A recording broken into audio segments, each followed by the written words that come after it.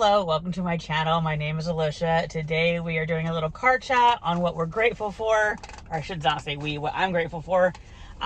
We have our Starbucks, which the lid is like falling off. I can't believe it's time for the Christmas cups. I don't know, somehow they make me happy, although normally I don't really care. But I just cannot believe it's even time for Thanksgiving, let alone Christmas. California has been brutal this year as far as not giving me any cool weather. We have been pretty much upper 70s and 80s all fall long. We had a little bit of rain the other day, but it's still 71, and it's not a cold 71. Not that 71 is really ever cold, but sometimes we get like a cool 71, so at least it's crisp and cool. So it never feels like the holidays. So it's hard to believe that in about 4 or 5 days we're gonna have Thanksgiving, and then pretty much after that we start decorating for Christmas and all of that. Peppermint mocha, my favorite drink ever since they got rid of the salted caramel. I feel like it's the most dependable drink. Pretty much made the same everywhere you go. I don't feel like, to me, Starbucks is very predictable on their quality. Some days it's great, some days it's not. That's my opinion. With my salted caramel, there would be places where it was awesome and places where it was blah. So I don't feel like they're very consistent at Starbucks, but peppermint mocha, always consistent, and it's not too sweet. I tried the caramel brulee and it was good, but oh my, it was so sweet. Anyway, so I made like a little list of things we're thankful for. I don't know why I keep saying we. But I feel like there's so many things we could be thankful for. And I feel like we have to kind of find the silver lining when things go wrong. So my mom passed away when I was 21. My silver lining there, but I mean many things, but really motivated me to live my best life, do the things I want to do, and don't waste time. And my dad, when he passed, the silver lining was I got to be at home with my daughter part-time for 4 years. That I wouldn't have been able to do that. So I feel like we have to try to find the silver lining. We can choose kind of like our cup to be half full, or we can choose for it to be half empty and there's a storm cloud running around. But anyway, I made, I think, nine sort of things that I'm really thankful for. And one of them is my parents, my family. They were always there for me. I knew they loved me. We had wonderful traditions. I loved the holidays as a family, not just with my parents, but like with my family growing up. Thanksgiving, birthdays, Christmas, we would spend the whole day playing games or have a barbecue. And I just have such fond memories of such a great childhood.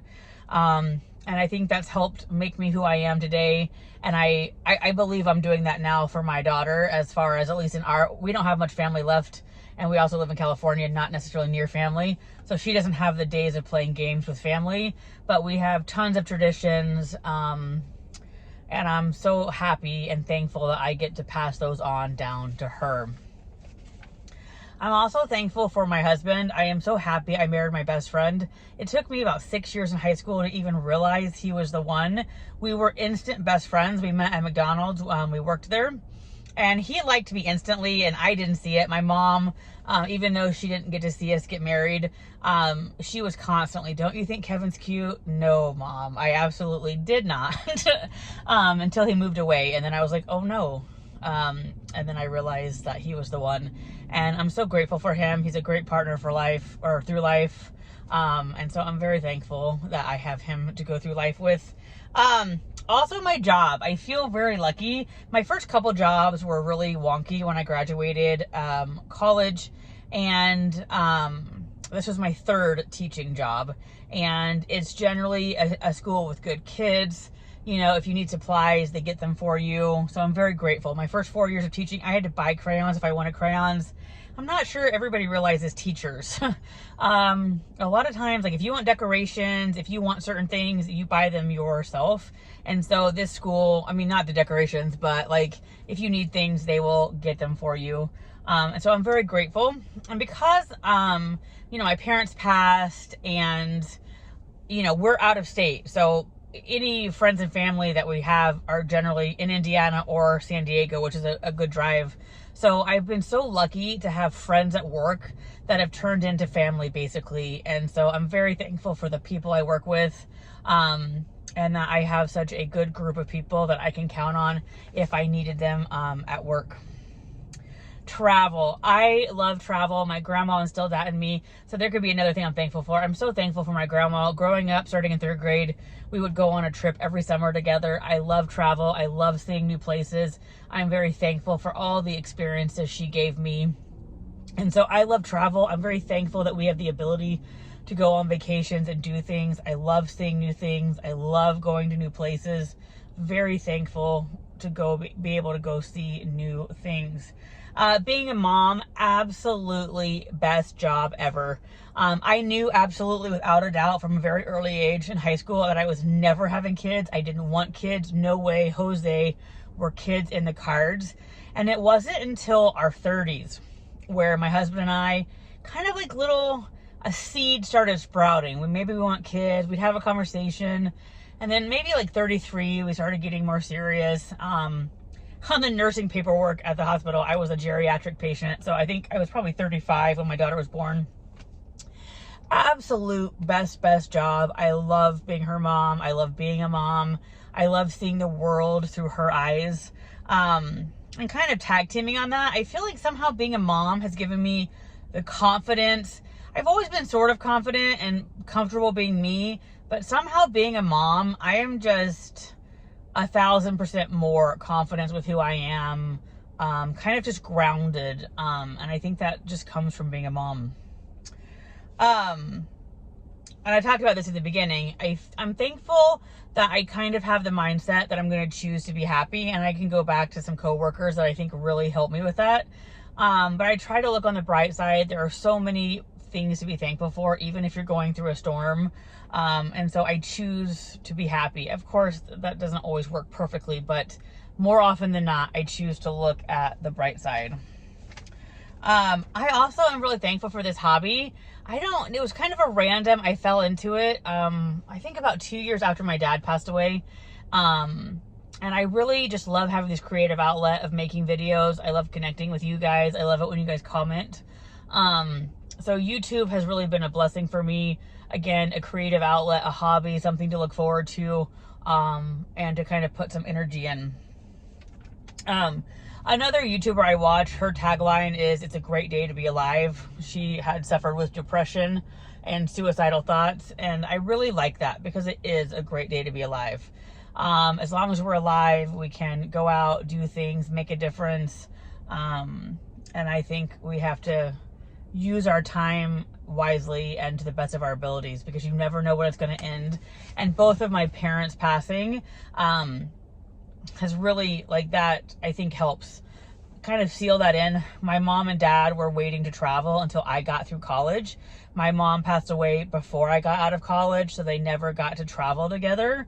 And so that also hit home of like, we have to go and do it now.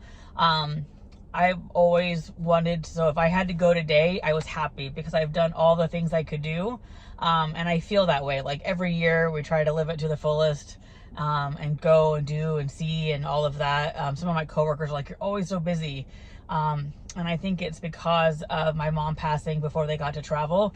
I want to make sure that, I'm living my best life. We only get one, and we might as well do the best we can and fulfill all of our dreams and wishes.